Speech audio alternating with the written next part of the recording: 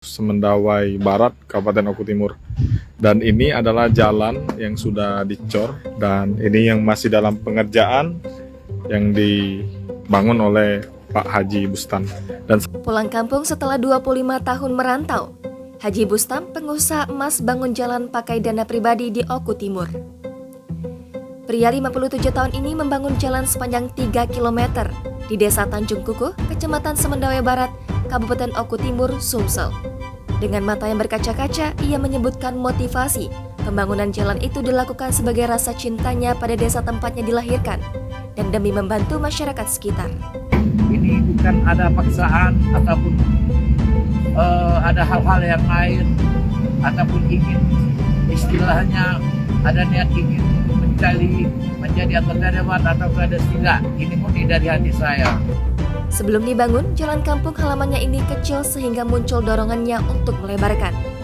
Haji Bustam merupakan seorang pengusaha yang memiliki beberapa toko emas di Tugu Mulyo, Kabupaten Oki. Ia menegaskan pembangunan jalan ini murni atas dasar keinginannya sendiri dan tidak ada paksaan dari pihak lain. Bukan juga untuk mencalonkan diri sebagai kepala desa, anggota DPRD, apalagi menjadi Bupati Oku Timur.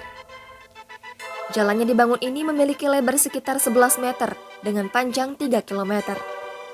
Sebenarnya jalan di Tanjung Kukuh tersebut sudah ada namun dengan lebar yang tidak memadai, sehingga dilakukan pelebaran dan dicor beton.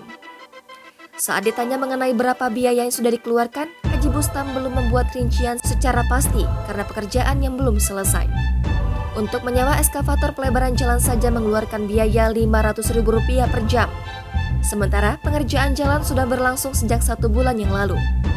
Masyarakat dan pemerintah setempat juga mendukung apa yang digagas oleh Haji Bustam. Dana pribadi Pak Haji, Bu ya. Nah, Ibu sebagai istri itu gimana, Bu? Mengenai pembiayaan itu, Bu? Mendukung, Bu ya. Oh, oke. Selanjutnya, Haji Bustam juga berharap agar pemerintah provinsi dan kabupaten ikut membantu pengecoran jalan hingga selesai. Pertama, saya seorang pengusaha. Untuk usaha